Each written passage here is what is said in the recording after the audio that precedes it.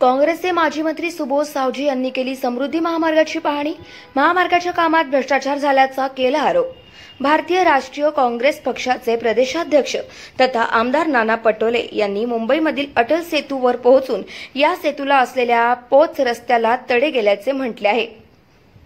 सदर प्रकरण गाजत असतानाच बुलढाणा जिल्ह्यातील माजी राज्यमंत्री सुबोध सावजी यांनी हिंदू हृदय सम्राट बाळासाहेब ठाकरे समृद्धी महामार्गावरील खड्डे आणि निकृष्ट दर्जाच्या कामाची पाहणी केली। कोट्यवधी रुपयाचा भ्रष्टाचार या कामांमध्ये झाल्याचा आरोप करीत थेट पोलिसात भ्रष्टाचार करणाऱ्यांना अटक करून त्यांच्याकडून पैसे वसूल करून घेण्यात यावे अशी मागणी माजी मंत्री सुबोध सावजी यांनी केली आहे। विदर्भ लोक न्यूज मुख्य संपादक संतोष कुलथे, बुलढाणा।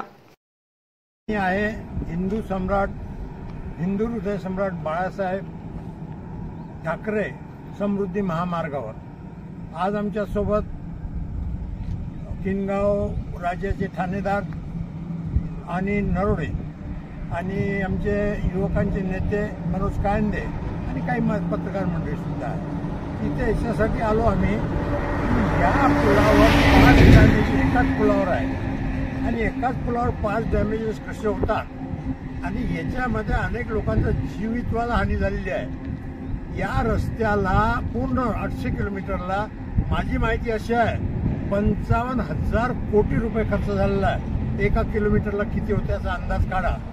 आणि नागपूर ते मुंबई 800 किलोमीटर रस्ता आहे फक्त। या 800 किलोमीटरच्या रस्त्याला उद्घाटन माननीय पंतप्रधान नरेंद्रजी मोदी यांनी केलं। पहिल्यांदा याची ट्रायल घेतली मुख्यमंत्री आणि उपमुख्यमंत्र्यांनी। त्याच्यानंतर याच्यावर जी अपघाताची मालिका सुरू झाली 200-300 लोकांच्या वर मृत्युमुखी पडले।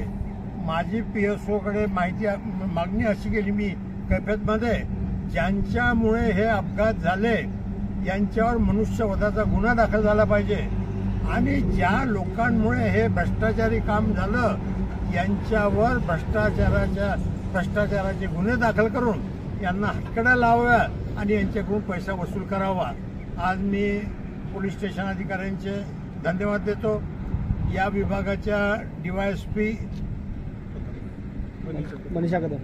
मनीषा कदम ह्या येणार होत्या पण यांना सांगितलं खरोखर पोलीस स्टेशननी खूप सहकार्य केलं आणि त्यांच्या लक्षात आलं की हे काही बरोबर काम नाही आहे।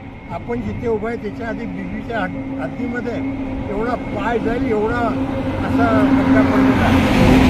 पण पत्रकार सुद्धा आले, त्यांनी सहकार्य केलं, त्यांनाही धन्यवाद देतो। आणि आज मला सर्व टीव्ही चॅनलचे फोन आले की ही बातमी आम्हाला पाठवा, त्यांनाही मी धन्यवाद देतो। धन्यवाद।